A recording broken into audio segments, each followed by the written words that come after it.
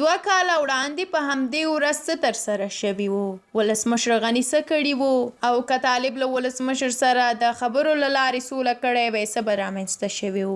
د دغو 2 مهمو ټکو په اړه در سره مهم معلومات په همدغه ویډیو کې شریکوم. نو هیله ده چې د ویډیو تر پایه را سره وسئ او د لا ډیرو لپاره یوټیوب چینل سبسکرایب کړئ.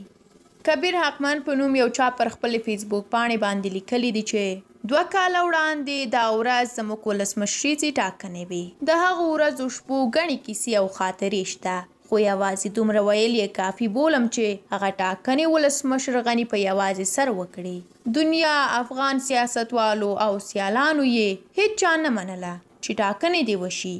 ولسمشر یوه خبره کوله، جمهوریت غواړو او د قانون له مخې باید ټاکنې وشي.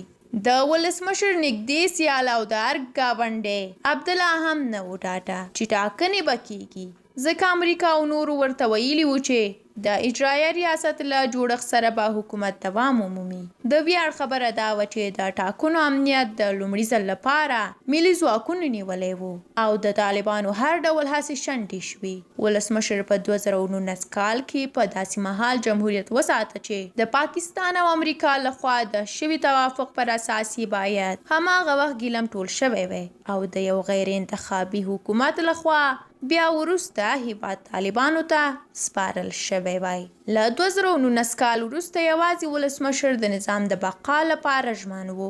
نورو ټولو اړخونو یې د پرځولو هڅه کوله او متاسفانه دا کار وشو. ترڅنګ بیا ذکي غیاسي پر خپلې فیسبوک پاڼې دغه لیکنه کړې ده چې ویلي دي که طالب له ولسمشر سره سوله کړی وای نن به دومره نه بې ارزښته کېدل چې د ولسمشر د پاڼې په حق کولو ځان په نړۍ ومني.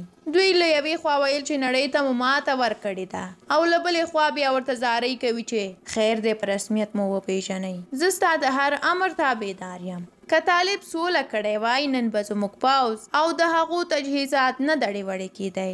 پاکستان افغان پوځ پرې له منځه یوړه، وسایل یې ترې چور کړل، اوس لاس تړلی په میدان ورته ولاړ دی.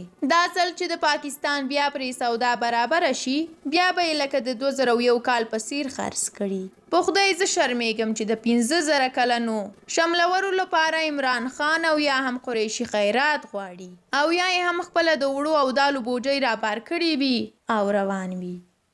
درنو لیدونکو ډیره زیاته مننه چې د ویډیو تر پایه را سره وئ. دا مهم معلومات چې موږ له تاسو سره شریک کړل په دې ویډیو کې. د لا ډیرو لپاره سولا افغان یوټیوب چینل سبسکرایب کړئ. تر بیا او بلې ویډیو ښه وخت.